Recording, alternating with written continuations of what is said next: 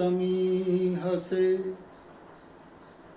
ततो नो अभयं कुरु शं नः कुरु प्रजाभ्यो अभयं नः पशुभ्यः। आदरणीय पवित्र आत्माओं, 2 अरब वर्ष से कुछ कम समय सृष्टि को बने हुए हो गया है। सृष्टि के आरंभ से लेकर अब से 5000 वर्ष पूर्व अर्थात महाभारत युद्ध के काल तक सारी सृष्टि में एक ही मत था, वैदिक धर्म। इसीलिए सब सत्य के अनुयायी थे। महाभारत काल के बाद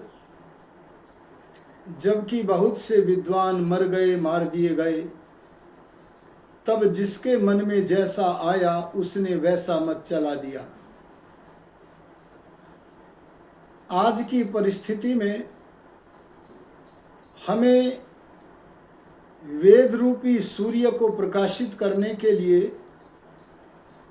सनातन वार्ताओं से जन जन को अवगत कराने के लिए जहाँ विधर्मी लोगों से संघर्ष करना पड़ रहा है। यहाँ विधर्मी शब्द का अर्थ है जो जिनका धर्म चला गया, उन धर्महीन लोगों से संघर्ष करना पड़ रहा है। वहाँ जो आभासी सनातनी हैं, जो सनातन मत के पाले में तो हैं, पर विद्या के शत्रु कथावाचकों के भाषण सुनकर उनके चक्र में फंसकर स्वयं वेदादि सत्य शास्त्रों का स्वाध्याय न करने के कारण, विचार न करने के कारण तथा ईश्वर का अनुग्रह प्राप्त न होने के कारण अविद्यामयी वार्ताओं में फंस जाते हैं। इस समय सनातन धर्म के महान सत्संग जिसका नाम आर्य समाज है, उसके संस्थापक नवयुग प्रवर्तक महर्षि दयानंद सरस्वती हैं। उस वाटिका में से जो पुष्प खिलता है वह गुरु बनकर, आचार्य बनकर, उपदेशक बनकर जो कल्याण का कार्य करता है वह जनता में सत्य पहुंचता है। लेकिन इसके विपरीत बहुत सारे विद्या के शत्रु कथावाचक इस समय अपने भाषणों में लोगों को भ्रांति में डाल रहे हैं। आज हम बहुत सारे कथावाचकों की चर्चा न करके केवल 2 कथावाचकों के विषय में थोड़ा सा कथन आपके मध्य में करेंगे। आप विचार पूर्वक सनातन धर्म की तुला पर तोल करके उसे देखें। वे 2 कथावाचक हैं, अनिरुद्ध आचार्य जी और दूसरे हैं श्री देवकी नंदन जी।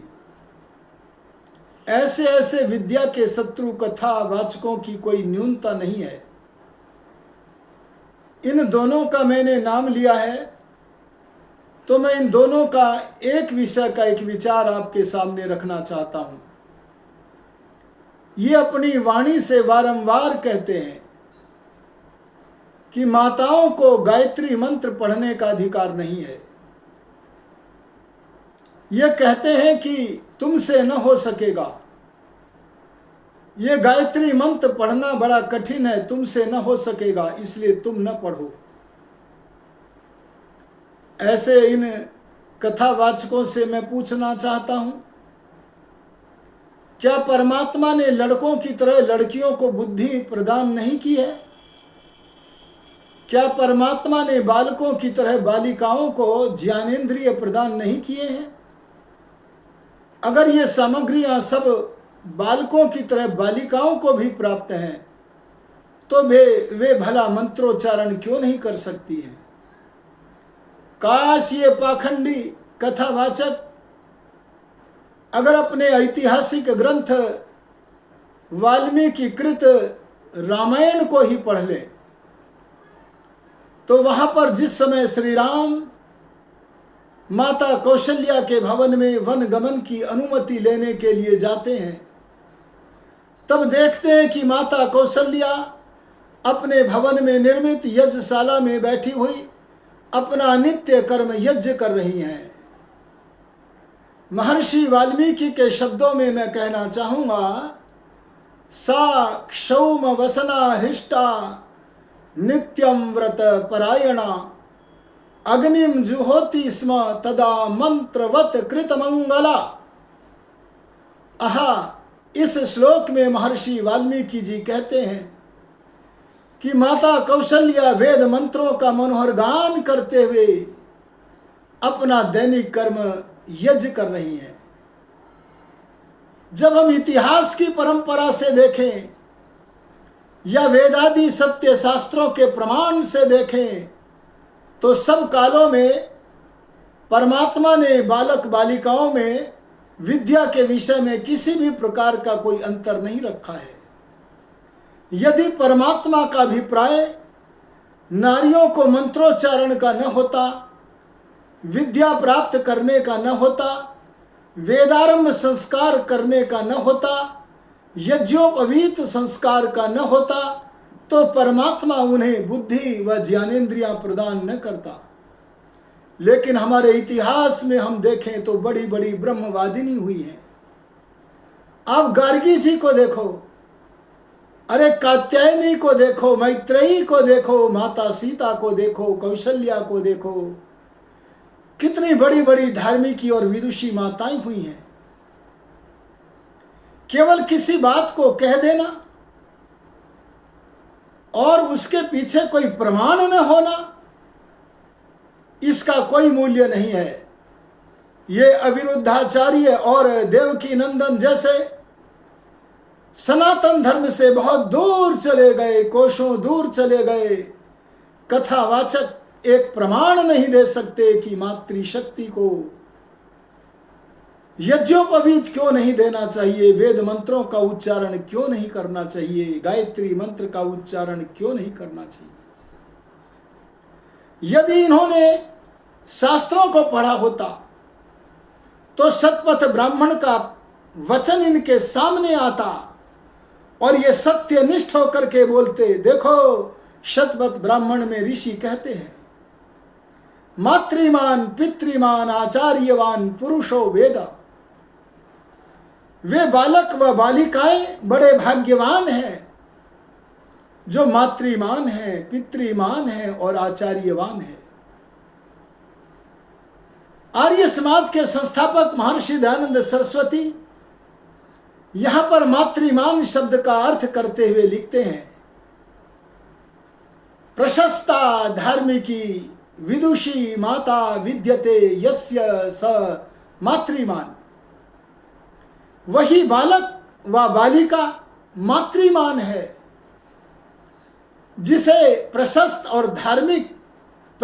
धार्मिक और विदुषी माता शिक्षिका के रूप में, उपदेशिका के रूप में मिली है। यहां 3 शिक्षकों की चर्चा है, माता, पिता और आचार्य, लेकिन उनमें सबसे पहला शिक्षक जो बताया है वह माता है। अरे वेद में तो कन्याओं के विषय में एक शब्द आता है, मातृमृष्टा। वह कन्या जिसको माता ने संस्कारों के द्वारा, शिक्षा के द्वारा, देखभाल के द्वारा शुद्ध कर दिया है, मांझ दिया है, ऐसी कन्या का नाम मातृमृष्टा है। अगर माता ही सुशिक्षिता न होगी तो भला अपनी बच्ची को व बच्चे को कैसे शुद्ध करेगी। इसलिए वेद में तो कन्या को मातृमृष्टा कहा है।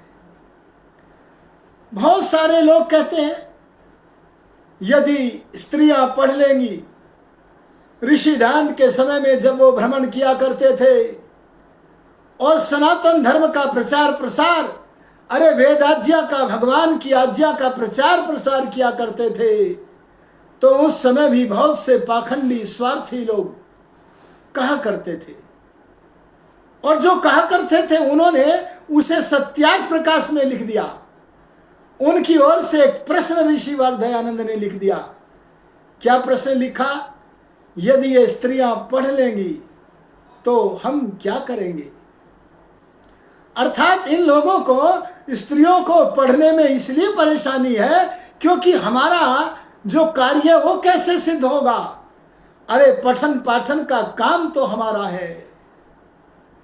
और आगे इन्होंने एक काल्पनिक वाक्य बना करके प्रस्तुत कर देते थे ऋषि दयानंद के सामने, और वो कहते थे, देखो कहा है, स्त्री शूद्रौ नाधियाताम इति श्रुतः।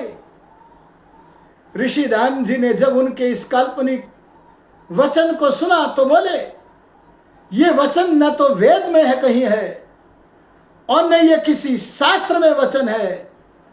तुम लोग अज्ञानियों को, भोले भाले लोगों को इस वाक्य को बोल करके बहकाते फिरते हो। ये तुम्हारा काल्पनिक वचन, और तुम दोनों कुएं में पड़ जाओ। अगर तुम कुएं में पड़ गए तो कम से कम भगवान की बेटियों को, अरे हमारी माताओं को, बहनों को, सारे नर नारियों को कोई पढ़ने से तो न रोकेगा, उनके अधिकारों से उनको वंचित तो न करेगा।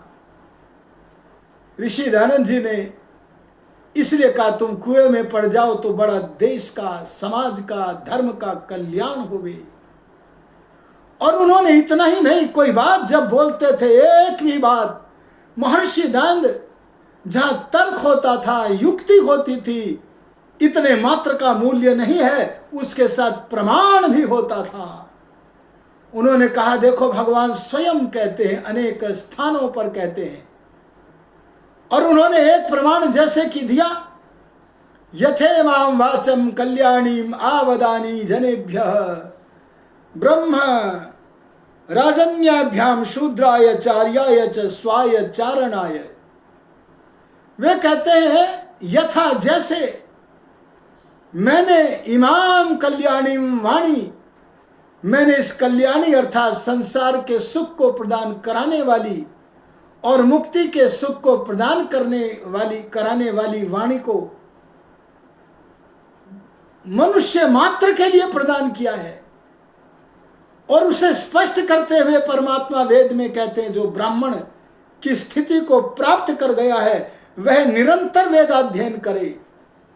जो मनुष्य क्षत्रिय की स्थिति को प्राप्त कर गया है वह क्षत्रिय भी कभी स्वाध्याय से अनध्याय न करे। अरे जो वैश्यत्व को प्राप्त कर गया है वह मनुष्य भी निरंतर वेदाध्ययन करे। और जो अभी पढ़ाने से पढ़ न पाया, सिखाने से सीख न पाया, चंचलता के कारण या अन्य किसी कारण, उसे भी कहा, जैसे मेरे सूर्य की किरणें सबके लिए हैं, ऐसे मेरे ज्ञान की किरणें, वेद रूपी मंत्र भी सबके लिए हैं। इसलिए कहा, शूद्राय, जो अभी योग्यता अर्जित नहीं कर रहे हैं, वे आज की स्थिति में जो शूद्र हैं, वे ब्राह्मण बनने के लिए, अरे वेदज्ञ विद्वान बनने के लिए वेदाध्ययन करें, मंत्र पाठ करें। और कहा, अरणाय, अरे जो अति शूद्र हैं उन लोगों को भी अधिकार दिया कि वे भी मेरे ज्ञान की किरणों से वंचित न रहें, उनका भी अधिकार है। स्वाय, और हमारे जो भृत्य आदि हैं और हमारी जो माताएं बहनें, सब के सब लोग, बंधु बांधव, वे सारे के सारे वेदाध्ययन करें, ऐसा अधिकार परमात्मा देते हैं। इस प्रमाण के रहते भला ये देवकी नंदन अनिरुद्धाचार्य जैसे बहुत सारे जो दयानंद की वाटिका से, आर्य समाज की वाटिका से नहीं निकले हैं, ये लोग पाखंड फैलाते हैं, लोगों को विद्याधिकार से वंचित करते हैं। क्या इन्हें श्रोत ग्रंथों का अध्ययन नहीं किया है इन्होंने? श्रोत ग्रंथ में जब कर्मकांड का विधान आता है, वहां से एक उदाहरण ऋषि दयानंद सरस्वती लिखते हैं। क्या क्या विधि कब कौन करे, इस प्रसंग में ऋषि दयानंद कहते हैं, देखो श्रौत सूत्र में लिखा है, इमं मंत्रम पत्नी पठेत, इस मंत्र का पाठ पत्नी करे। अगर पत्नी ने पहले से वर्णोच्चारण की शिक्षा प्राप्त न की होगी, अगर पत्नी ने पहले से मंत्रोच्चारण की शिक्षा प्राप्त न हो की होगी, तो भला यज्ञ आदि के अवसर पर कर्म कांडों में वह मंत्र का पाठ कैसे करेगी। अरे हमारे श्रौत सूत्रों में और भी बहुत सारे ग्रंथों में महिलाओं को पढ़ने का विधान है। इसलिए हम तो ये कहना चाहेंगे कि इन लोगों को पढ़ना चाहिए। अगर एक नारी का विद्या का अधिकार वंचित कर दिया गया, उससे वंचित कर दिया गया और उसका विवाह हो जाए, तो एक तो अनपढ़ होगी, एक पढ़ा हुआ होगा। तो बोलो, इन दोनों के विरुद्ध गुण कर्म स्वभाव के कारण क्या जीवन पर्यंत इनका देवासुर संग्राम चलेगा कि नहीं चलेगा। यदि कन्या विदुषी और बालक विद्वान नहीं होगा तो भी देवासुर संग्राम होगा, और यदि विद्वान होगा वर पति और अविदुषी होगी कन्या तो भी देवासुर संग्राम होगा। इसलिए का तुल्य गुण कर्म स्वभाव अगर होंगे तो विवाह करना उत्तम है। ये विधान हमारे धर्म शास्त्रों में दिया गया है। अथर्ववेद में इस विषय का उपदेश है। ब्रह्मचर्येण कन्या युवानम विंदते पतिम। ब्रह्म का अर्थ जहां ईश्वर का चिंतन करना है, ब्रह्म का अर्थ जहां संयम अर्थात अपने शरीर की धातुओं को संरक्षित करना है, वहां ब्रह्म का अर्थ है सबसे बड़ा ज्ञान वेद। उस ज्ञान का जो अध्येता है, अध्येत्री है, वह ब्रह्मचारी व ब्रह्मचारिणी होते हैं। जैसे बालक ब्रह्मचर्य का अनुष्ठान करे, ऐसे वेदादि सत्य शास्त्रों को पढ़कर कन्या भी ब्रह्मचर्य का अनुष्ठान करे। ऐसे ब्रह्मचर्य पूर्वक वह कन्या युवा पति को प्राप्त करे। और ये लोग धर्म शास्त्रों में से ऐसी बातें निकालते हैं, और जो निकालनी रह गई है, अगर कहीं पर विद्या का अधिकार उनके विषय में मिलता है तो वहां विद्या का अर्थ करते हुए धूर्तानंद कहते हैं, ये स्वार्थी कहते हैं, ये शठ लोग कहते हैं कि यह विद्या का अर्थ पढ़ना पढ़ाना नहीं बल्कि रोटी पकाना की विद्या का ही अधिकार है, अन्य अधिकार नारी को नहीं है। अगर इस भारत रूपी उद्यान के अंदर दयानंद रूपी कोयल न बोलती, तो भला आर्य समाज के माध्यम से खुलने वाले बड़े बड़े कन्या गुरुकुल कैसे खुलते। और उन कन्या गुरुकुलों में से इन लोगों को जानना चाहिए, अनिरुद्धाचार्य और देवकी नंदन जैसे पाखंडियों को, कि उन्होंने बड़ी बड़ी वेद की पंडिताएं प्रदान की हैं और अब भी किया जा रहा है। और वेद की पंडिताएं ही नहीं, गुरुकुलों में से वेद वेदांग व्याकरण आदि वेदांगों की पंडिताएं निकलती थी, निकल रही हैं और आगे भी निकलती रहेंगी। ये जो कृत्रिम प्रतिबंध भगवान के ज्ञान की किरणों पर लगाना चाहते हैं, ये लगा न सकेंगे। परमात्मा की कृपा से सनातन धर्म को पुनः सारे जन जन में फैलाने के लिए इस धरा धाम पर एक महानुभाव आए। उस महात्मा का नाम महर्षि दयानंद सरस्वती है। मैं आह्वान करता हूं, महर्षि दयानंद जी महाराज का एक छोटा सा सेवक और अनिरुद्धाचार्य और देवकी नंदन जैसे सारे लोगों को मैं निमंत्रित करना चाहता हूं। आप में सामर्थ्य है तो आए और जनता के सामने शास्त्रार्थ करें। अरे शास्त्रार्थ का अर्थ है शास्त्र जो कहता है वह बात दुनिया के सामने आए। इसके लिए मैं आपको आह्वान करता हूं। मैं सिद्ध करके दिखाऊंगा, वेद आदि समस्त सत्य शास्त्र जैसे पुरुषों को बालकों को विद्यादि का अधिकार देते हैं, वैसे नारियों को भी देते हैं। अरे ऋषि दयानंद ने तो अमर ग्रंथ सत्यार्थ प्रकाश में कहा है कि माता पिता आचार्य का कर्तव्य है कि अपने बालक व बालिका दोनों का नाम लिया, बोले इनकी गायत्री मंत्र का उपदेश और उनके अर्थ सहित ज्ञान करा देवे। ये था दयानंद, ये है दयानंद रूपी कोयल, जिसके मुख से मीठी सनातन धर्म के सुगंध से युक्त ध्वनि निकलती है, निष्पक्ष ध्वनि निकलती है। भगवान दयानंद का जय करें, सनातन का जय करें, सत्य का विजय करें, वैदिक धर्म की विजय वैजयंती पताका फहरावे। अरे लोगों ने तो लिख दिया था, काशिकाकार ने व्याकरण का भाष्य करते हुए अष्टाध्यायी की द्वितीय आवृत्ति करते हुए लिख दिया था, कन्यया शोकः। अगर लड़की पैदा हो गई, तात्कालिक परंपरा को देखते हुए लिख दिया कन्या से शोक होता है। पर महर्षि दयानंद को, सनातन धर्म के प्रवक्ता को, निष्पक्ष ऋषि को यह सहन न हुआ और उन्होंने अष्टाध्यायी के उस सूत्र का जब अर्थ किया, भाष्य किया, तो वहां पर वो उदाहरण जहां लिखा था कन्यया शोकः, वहां दयानंद बोले यहाँ कन्यया इतना ही उदाहरण पर्याप्त है। लेकिन जब काशिकाकार अपनी ओर से कुछ मिलाता है तो मैं उसके खंडन को खंडित करने के लिए और सत्य के मंडन करने के लिए मैं भी एक पद जोड़ता हूं। और वहां पर उन्होंने जोड़ा कन्यया शोकः के स्थान पर क्या, अविद्या शोकः। अरे शोक अगर होता है तो लड़की से नहीं होता, अविद्या से होता है। अविद्या यदि बालिका में होगी तो उससे भी शोक होगा, और बालक में होगी अविद्या तो भी शोक होगा। अविद्या का नाश करना और विद्या की वृद्धि करनी चाहिए। आओ इन रहस्यों को हम समझें और इन रहस्यों को समझ करके जहां विधर्मी लोगों से संघर्ष करें, जहां उन्होंने वेद विरुद्ध बातें शुरू कर दी, हमारे इन पोप लोगों ने, अरे इन पाखंडी तथा कथित कथावाचकों ने अली मौला अल्लाह अकबर बोलना शुरू कर दिया, सेकुलर बन गए।